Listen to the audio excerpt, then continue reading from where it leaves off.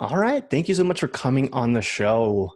Thank you for having me. Absolutely. So, really quickly, in your own words, do you want to introduce yourself? Who are you and what do you do? Sure. I'm Emma Waters, and I'm an actor slash newly developing content creator, I guess. Um, Oh, I'm adding that to my name. hmm. Um, a new dipping my toes into producing, into writing, and I am just here to entertain. Oh, okay. So I mean, that's quite a statement there. It is. I'm sure there's more to you than just entertainment and being a performer, right? Yes, completely. Okay. And I mean, I think a big part of what I do, I've had a couple of content creators or quote unquote TikTokers, right, on the show. Some early on before they really jumped into the millions of followers, which is very interesting to kind of see people grow. Mhm. Um, is is this something that you expected? I mean, this year's been kind of wild, right? Very wild. What kind of led you down this path? I mean, I for one, I follow you on TikTok, and I really enjoy what would you call it? The God. What's this Yeah, little the title is the Earth series, I think we're Earth, going the for. Earth series? Okay, so the Earth series, it's entertaining and it's fun, and also having a film background myself, I love your editing. Oh, thank you so much. And like that's I think that's from one like film nerd maybe to potentially to another, I think that's a big compliment. It is. It definitely is. I mean, so there's a lot to dive into there. Hmm. Quickly on the editing front, I tried doing YouTube around the same time last year, and I think it was always something that I wanted to try, and Hmm. um I was certainly interested in it, and I tried it, and it wasn't for me. But I learned all of my editing through that experience. I Hmm.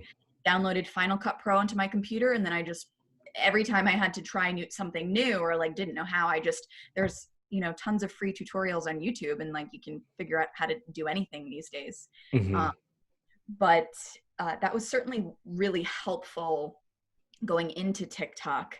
Um, TikTok, I had the app since I think 2019, Hmm. um, but I wasn't making any content that was like, uh, there was Is no your theme. Yeah, yeah, It was okay. just random videos because I didn't really know what to do. I was just, you know, your average user who posts a funny video of your family Hmm. or something that will go viral, and then Hmm. you have your friends who follow you, but Hmm. um, I never expected it to blow up the way it did. The way it came about, the comedy sketches, was that I had finished filming an independent feature film this summer, which is coming out in May of 2021. It's called Yes. Magnolia Flowers, Hmm. and the movie was really emotionally draining for me. My character Hmm. was going through a lot of stuff, and so the scenes were quite heavy and Hmm. um, emotionally taxing. And I got home from that, and I felt like I still have that creative spirit, but I felt I really don't want to invest emotionally in something for a little bit. Like I need to Yeah. get back to who I am and feeling good again. And Yeah.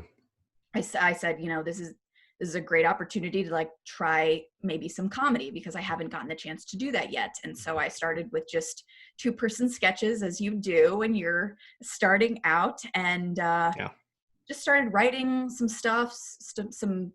funny sketches. Some are not even meant to be comedy. They just end up being, I think, categorized as that. And then It's like a dark humor. Hmm. yeah, definitely, I would say that. And then the more I got into it, the more characters I started to add, and then the Earth series kind of came out of nowhere and really took off, which I was like, wow, I was not expecting that at all. Yeah. um, Yeah. it's been very crazy. Has it? Yeah, I mean it's so well written, and I think there's something to say. Again, gonna shower you with compliments, and I'm gonna gas you up. So just be ready for that. Okay. Uh, so again, the editing, the storytelling, I think it's well written. Right from the beginning, I thought to myself, this is high quality, right? This is high quality content. You tell the story and then wrap it around in a kind of a come full circle, and the editing's perfect. So it's seamless loop, Seamless loop. That's what right? I'm known for now. Yeah. Yeah, and it's a very. I mean, I don't think I haven't seen anybody else really get too good at that as quickly as I saw maybe you kind of develop that. And I think it's very, and you're very mindful of the platform that you're on, it seems like. Yeah, I would say that. Yeah, I definitely cater. I'm very mindful of who might be watching, especially as I keep growing. Mm-hmm. Um, Mm-hmm. I'm more conscious of what I'm writing in terms of, I know the kids who I babysit, I know they watch my TikToks. And Oh, I sure. know that young kids might be watching this. And I also know that, older people might be watching this and everybody in between. So I do try and think about that. It's not at the forefront. I Mm-hmm. think the content has to come at first and the ideas, and then I can cater to that. Mm-hmm. But I just, to keep things kind of more appropriate, you know, I think it's important to be mindful, Yeah. especially Mm-hmm. to like with the numbers that I'm seeing, like the number of views and the number of likes, like this is a lot of people. Mm-hmm. It's like an overwhelming amount of people, and it's scary, but it's also very, very cool. Yeah. I'm finding. Yeah. You do seem to carry this you have this humility, this self-awareness as well. It seems like, at least in my speaking to you, I can't tell from your skits, right? Because you're acting, Right. but the all around, you seem very refined in what you do. Um, as far as all this goes, and you kind of mentioned, it alluded to the fact that like a role was very draining, right? And we'll get into that film as well. But what as far as your process goes, I mean, you kind of touch base on the writing and the filming and the editing. Obviously, when you're getting to character, I mean, how much of these characters are you? What's your method, right? Right. In the TikToks, I'd say that I've been thinking about this question a lot, Mm-hmm. uh, because I have been asked a couple times, and I'm really trying to figure out an answer, and I don't know if I have one per Yeah, se. I yeah. think I think in different sketches, I I do show different elements of my personality. Mm-hmm. Um, but I would say that I'm really amping them up or amping them down. I am I'd say I'm far more like calm in my everyday life, and far more like calm, cool, collected maybe. And Mm-hmm. Mm-hmm. um, my TikToks are fast paced, and they're Yeah, you yeah. barely get a second in to think, and then they start again. And um, I think my mind works that way, and sometimes I am that way in a conversation. But I think that's a huge difference, um, Okay. personally. But Yeah. I do think that I am. It's funny because I think Mm-hmm. they're all of me and they're none of me, because Mm-hmm. as most characters are, um,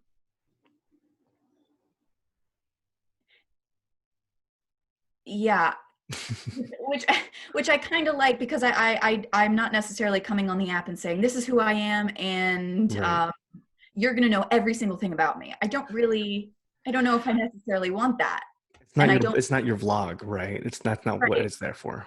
Okay. right, yeah, Yeah, I mean, and that makes absolute sense. And you also don't want to like be typecast or pigeonhole yourself, right? right. Which is That's the worst thing you want as an actor. Oh, yes, I know. As far as like method of like going in and out of characters, I think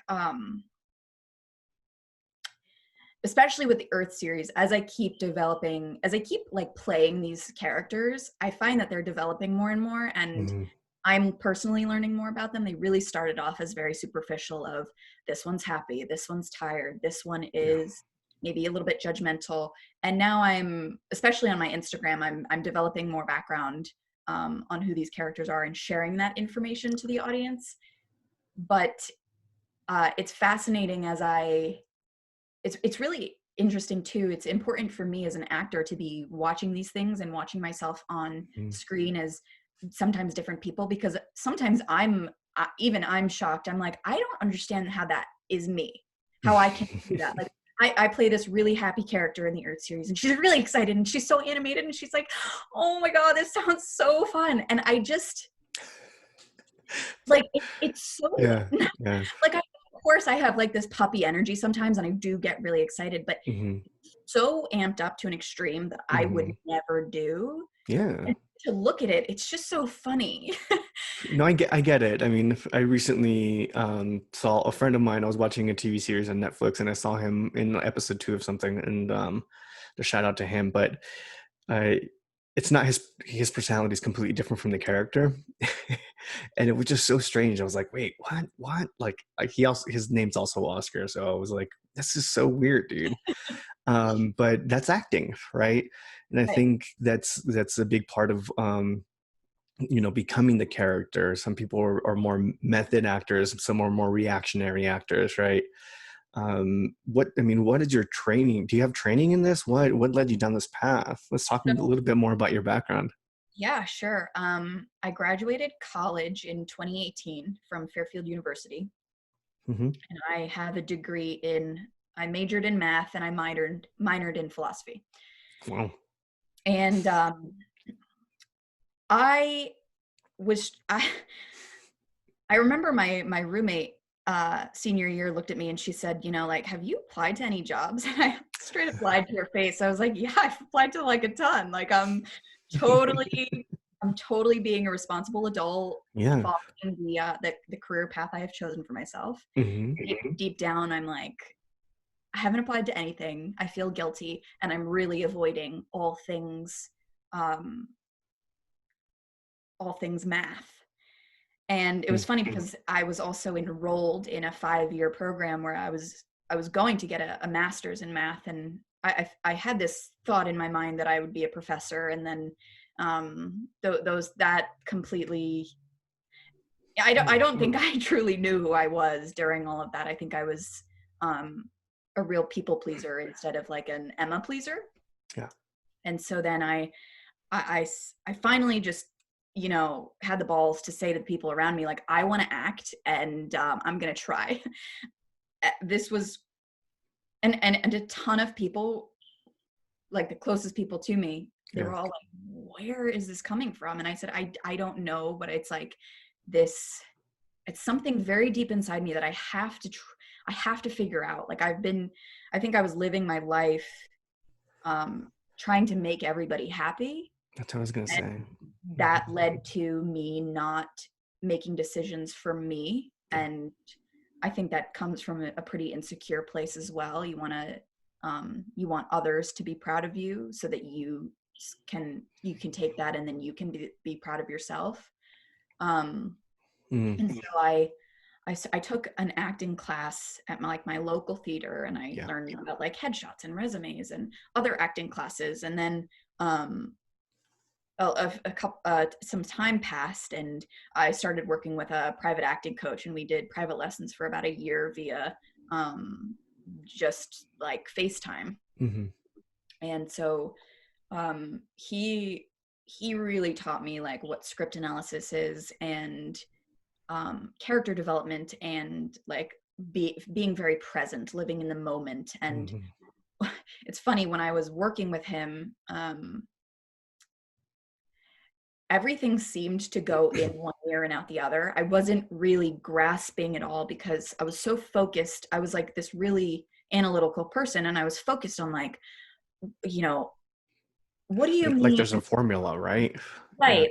I thought, what do you mean you do your homework and then you throw it away? That's what actors say. you do all this prep and you do your homework and you do your research and then you have to forget about it. I was like, I don't understand what you mean, because when I do my homework, Gotta turn in.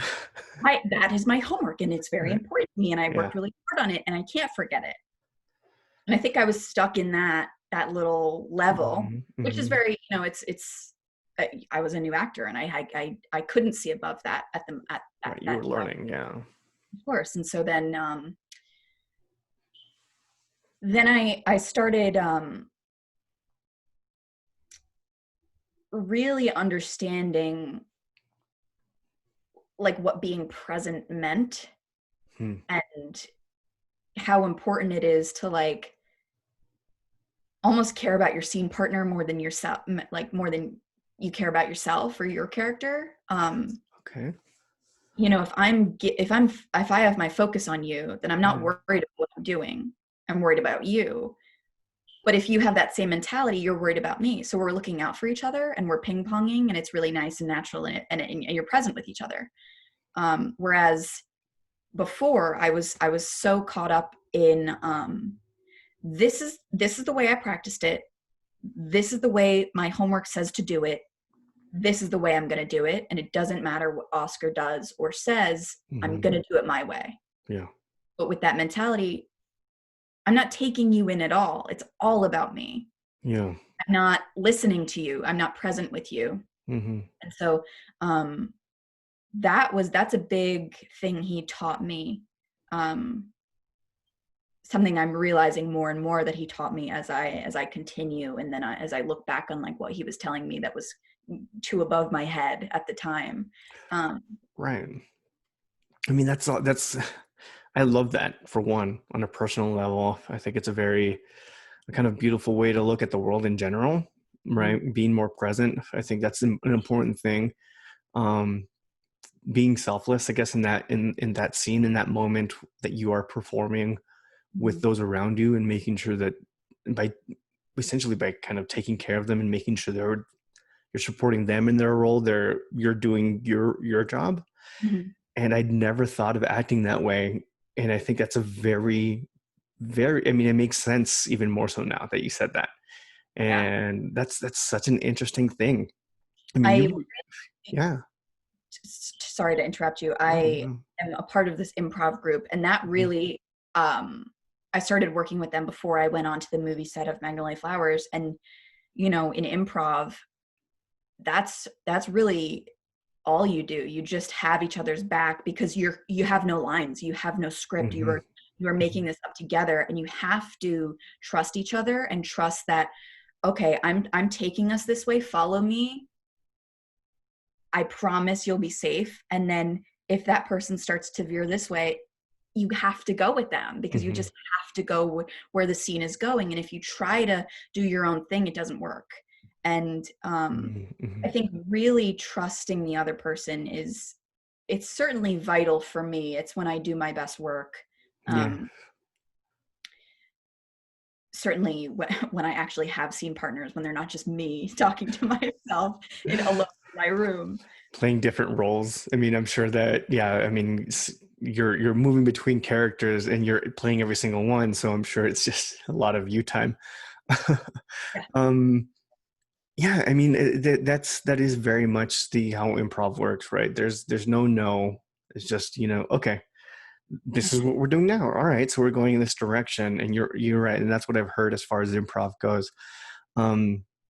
You've really developed your stuff. You really kind of dove right into this, and it kind of going back to this doing one thing for others, and then kind of almost having this, I'm going to define it as just this really beautiful experience, and kind of finding yourself and being present in the moment and being there for others via this thing that you didn't realize, maybe you did, but I don't know, correct me if I'm wrong, that you didn't realize you wanted to do, right? And it seems like a very awesome and wonderful journey. For me, I guess I'm curious, I mean, was there something at some point early on that you're just like, that made you want to perform, or you just kind of put your head, in life? Early on in life. Yeah. It's funny. the more I grow as an actor, the more I realize I've been doing it forever. Mm. Um, Mm-hmm. Something that I never like, which is why it took me so long to finally like admit it to other people that like this is what I want to do, is because like I started like looking back and like being like, where is this coming from? Like you said, like where does this Mm-hmm. interest Mm-hmm. lie? And you know, I'd look back and I would realize all of the times I was alone in my room, either reading a book or listening to music or watching something on the computer, where I would start acting the scene out by Mm-hmm. myself in my room. Or like if I remember like reading the Hunger Games and I was like reading the lines out loud, like as if I was Katniss. Or you know, something that I still do to this day and that I've done for a really long time is like, if I'm really interested and engaged in like an intense scene, or like any type of scene really that I'm watching on screen, I'll Mm-hmm. pause the scene and I'll start to improvise and Yeah. just like I want to be in the scene, so I just Mm-hmm. stop the thing and then I am in the scene, and then I Yeah. I play it out however I want to play it out, and then I'll watch what they do and how it goes, and it's interesting. And I think once I started to realize that I have been acting, like I have been like looking at my wall and having imaginary conversations with people my whole life, it's not that new to me. Mm-hmm. It's just new in that I've finally said it out loud and that other people are in on the secret. Yeah. Yeah. No, no, I get you. I get Yeah. you. I absolutely get you. I mean, my biggest dream growing up was wanting to be an actor. Right. Hmm. And I think it's one of those things where you're just like, you see it everywhere. Like, oh, I mean, you want to go be a server in LA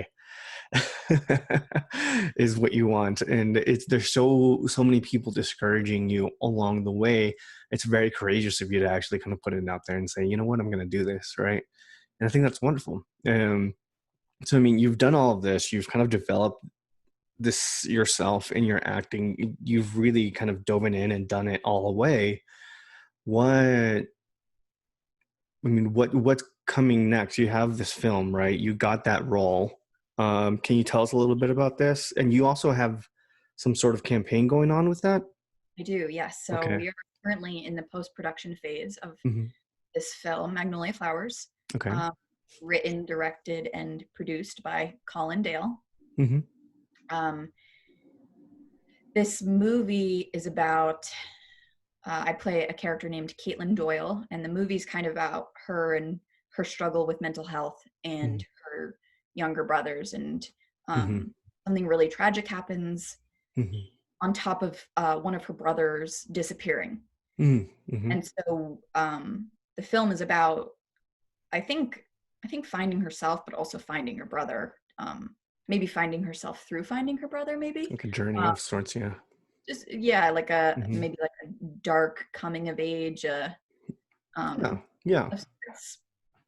Um, we filmed on a budget of maybe $40,000, which Small. is Yeah. very small. It's small. Sounds like a lot to somebody who is not like that. Sounds Who like a knows lot of who knows nothing about film. right, but you Yeah. know, Yeah. the films that you see in movie theaters are like hundreds of millions of dollars. That's their budget, and so Mm-hmm. we are currently in the post-production campaign, and you know, filmmaking is very expensive. Yeah. I I I made a TikTok about this campaign, and within like maybe 5 hours of it being up, we had already $2,000 in donations Nice. from people who saw the video on my TikTok or my Instagram, and I was Mm-hmm. so Mm-hmm. overwhelmed with like, and so grateful that there's already so much support pouring in from people who like don't have never even met me. That meant so much to me.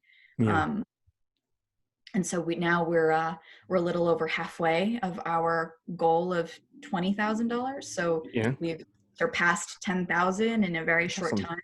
Yeah. It's really awesome, and it's really cool to see how many people are excited about the film. We like everybody on this set worked so hard. Like we Mm-hmm. shot for maybe 15 days. We had 3 days off, so we were there for 18, and it was just 12 hours of really hard work every day. And Yeah. working overnights and Hmm. then trying to sleep half the day and then going back to work on a normal schedule. It was grueling. It was tough. It was, but it was a really important experience, I think, for a lot of us, certainly Yeah. me. Yeah. Yeah. There's nothing like for me to like being on a film set, and especially a smaller production. There's so much fun and you're so involved and you really become kind of like a close knit group of people all the way through like the post production, right? So as far as like people donating, and a lot of people don't know what post production means, right? Right. What is this going to be going towards distribution? Do you know the details? What's this money going towards specifically in this? So the money that is, you know, Hmm. donated for Hmm. the campaign is going towards post-production costs, which include color correcting, Hmm. Hmm. sound, everything that has to deal with sound, Yeah. sound mixing, the scoring of the movie, Hmm. hiring Hmm. composers, and also licensing fees for music, Hmm. because you have to pay musicians for their work as well, Yeah. as we should. Um, the the costs will also include, will cover festival fees, because it's not free to submit your films to festivals. You Right. gotta pay an entrance fee, just like college fees. Everything has a fee these days. And I think, a few other things that are not coming to mind at the current moment, but Yeah. on the Yeah. broad that's pretty much the broad scope of post-production stuff, is that you're tying all the pieces of your film together. You're making final fixes that are really important for Hmm. the viewer, the Hmm. viewing experience, and elevating the film to a cinematic level. Yeah. No, absolutely. So again, there's so many people involved in the creation of a production before, during, and after. And I mean, people can donate to help, with these production costs, obviously, because I mean, and it makes sense to me that people are donating specifically because of you, because of all of this stuff, right? I reached out to you because of that video, honestly. I was like, oh, let's promote this, right? But also, um, when you see quality content and you see somebody like, oh, I enjoy watching your videos, please, like, let me help you somehow, right? And I think that's just, people want to continue seeing good content, right? And they want to also to make you feel appreciated. um did you expect to have, I mean, this impact on people, I mean, this to such an extent, I guess, right? Because I mean, besides myself, how many have you reached out to people, have you connected with people because of TikTok? Yes. Okay. I've gotten I've gotten tons of messages, Mm-hmm. um, from people who have seen my videos thus far, Mm-hmm. specifically the Earth series. Mm-hmm. Um, and these people are really opening up to me, about, what they've gone through in 2020 and their struggles, and their own existential angst, and how they've always struggled with these thoughts, and nobody has Mm-hmm. seemed to like say anything about them. These invasive thoughts, yeah. Right. You obviously have your philosophers who have been talking about this stuff for years, but maybe people don't have access to like Mm-hmm. philosophers. And sometimes you're reading their work and you're like, I have no idea what these people are talking about. Like they're creating their own words and their own language. Mm-hmm. So I think to just bring awareness to the fact that like a lot of us are having these thoughts. It's something I really didn't expect either, because I always felt very alone in these thoughts. Sure. And then once people really started liking them and like the comments were pouring in and I was getting DMs, I was like, this is insane. Like, Mhm. Yeah. how are we not talking about this more? Like, um, so I've received messages on that end. I've also, um, you know, had conversations with other creators, Mm-hmm. and, you know, possible collaborations. I just did a collaboration with American Baron on TikTok and Mm-hmm. Instagram. Mm-hmm. Um, he does wonderful sketches, and he likes to call them he likes to say our genre is kind of like the existential chuckle. It's not necessarily funny in the moment while you're watching it, but it's like kind of like, aha, that Mm. I maybe never thought of it that way. Hmm. It's I laugh because I'm just like, yeah. We're all just falling deeper and deeper into the void. I get it. yeah.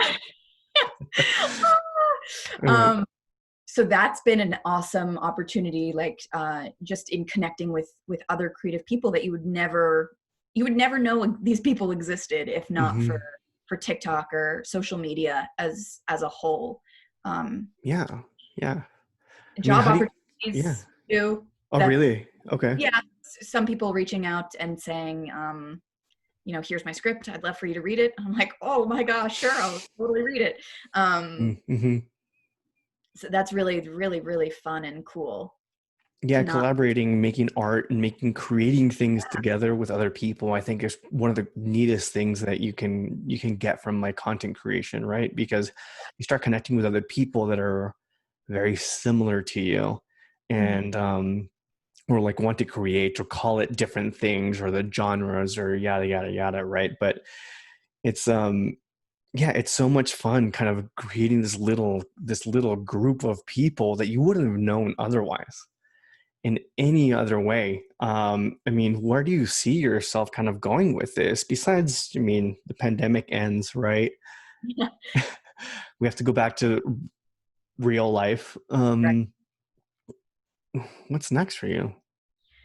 I have a couple projects lined up Hmm. uh, in the on the film road. I am like dipping my toes into, like I said earlier, uh, into production, into pre-production, and being taking on more of a producer role, and then eventually acting in that in that project as well. That's Mm-hmm. kind of in the spring. That's lined up for me. I also am working with with a friend who I'm close to. We're developing a story, and I'm gonna help write and act in it. And then I have another feature film lined up for like possibly filming 2 years from now. Okay. Um, that's kind of where I'm going in the route of film. In the route of content creation, I I'm going to keep doing it as long as I can. I Sure. think I really enjoy it. It's something that I'm really glad I found it. Hmm. Uh, and I'm really glad I found like a love for writing. Yeah. I would have never considered myself a writer before, or even during the TikToks. And then people are like, "Oh my God, I love your writing." And I'm like, "What?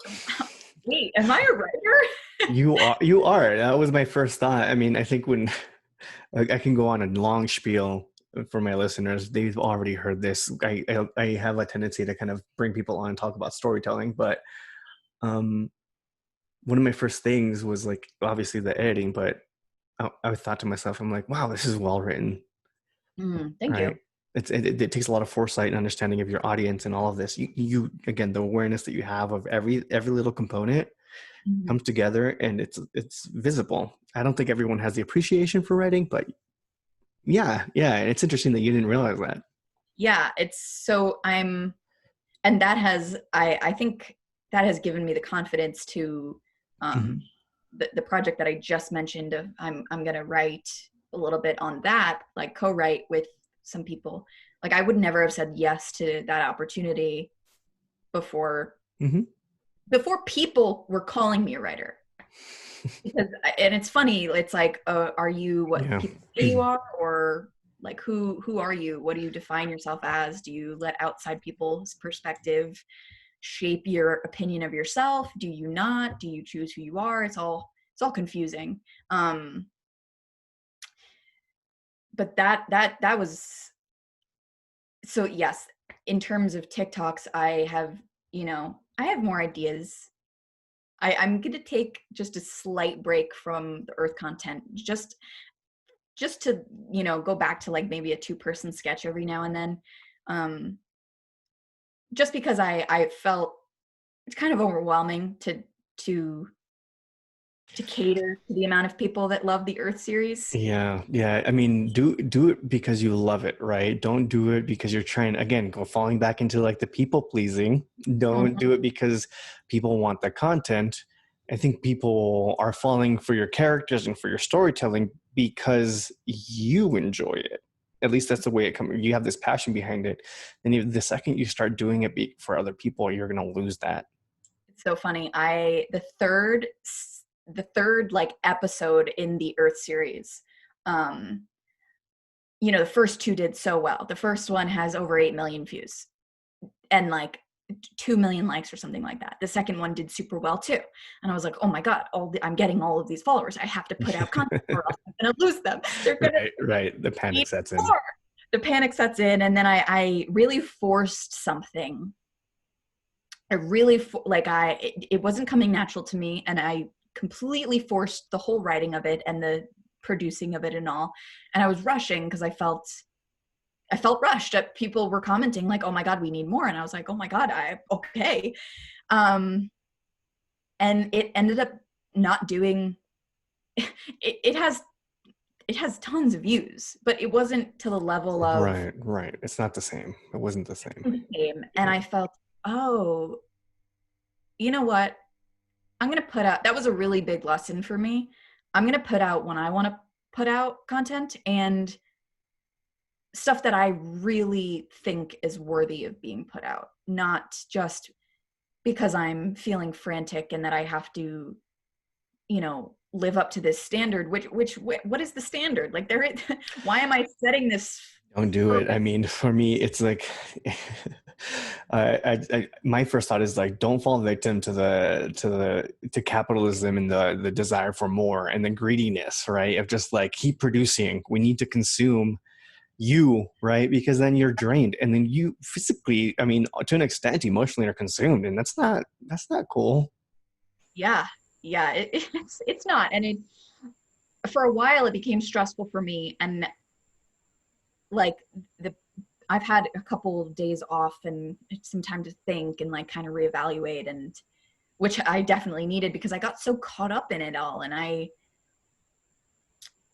it was stressing me out instead of, being something that I love to do and something that I really enjoy. And I think, taking a step back from it all is going to be so much better for the audience in the long run. I'll be able to do more with it. I also am totally interested in like making an actual series of this, like not just a TikTok sketch, but like I have tons of ideas of like who these ladies are. And Yeah, I could see this. Yeah. people totally have, theories about who they are. No one has really like nailed it on the head yet. They're not gods by any means. Okay. So I mean, I guess for me it was angels to an extent, but That's right. fair. Yeah. I'm like to like an extent like who the creators, whoever it is, but I mean, I find it so I never thought I'd fall into kind of that from a TikTok series. To an extent it is Yeah. a series, right? But like Yeah. falling into the kind of this belief of just like, wow, I want to know more about these characters. Because I remember you starting adding on, and then one of them was just like, who are you? Right? And then they just started kind of appearing out of Right. nowhere. And then like every single talk, like TikTok, I don't know, I want to call it episode, but right, I don't know what to call it. Um, it was just more and more and more. Um, but yeah, I mean, I could definitely see that turning into something, which would be very cool for me because I'm nerding out on your content. But Right. um, Well, it'd be very cool for me as well. yeah, yeah, yeah. But I'm sure it's a lot, right? Here's the thing: it'll develop your range like nobody's business, and it'll prevent you essentially from pigeonholing yourself as well. And acting just like I've heard it called like a box of crayons. Every color is a different, right? And you're adding right now your box is like a 24 pack, but you want to get the big one, the 64, Yeah. right? And you want to have that range. So I think this is a perfect exercise for one, and then two, I would love to see more content. So however I can help. Okay. Yes. Yeah, absolutely. That's awesome. Yeah, that'd be really cool if you did that. Otherwise, I mean, I think we can start wrapping up, but when it comes to donating or seeing your content or people following you, where can people do all of that? Yes, so my Instagram is at Emma Grace Waters. My TikTok is at Sesame Seed Bagel. Don't ask me why. A I lot of won't. people do, Okay. and I don't really have an answer for you. It's all good. You can, if you visit either of those sites, you will see a link in my bio on both of those usernames. That is where you can donate. It is an Indiegogo link for Magnolia Flowers. You can also, if you don't want to go down the road of Indiegogo and you just want to do a quick, easy transaction, you can Venmo the writer, producer, director, Colin Dale. On Venmo, his username is at Colin-Dale-4. Okay, lots of hyphens, but that's awesome. I really hope that this all works out. I can't wait to see the film. Hopefully, I see it at a film festival or somewhere else. Whenever it's released, and make sure. I mean, when it does, I'll promote this episode again and promote all of that. If anybody else from the production wants to come on, they can come on as well. I mean, I'd love them to come on and promote that, but yeah, thank you so much for coming on. I'll stop recording and then we'll debrief. But if you guys are listening, thank you so much for listening. Thank you so much for listening to all of the people who are listening. And also thank you so much, Oscar, for having me. This was a lovely conversation. Absolutely. Had a great time. Bye, guys.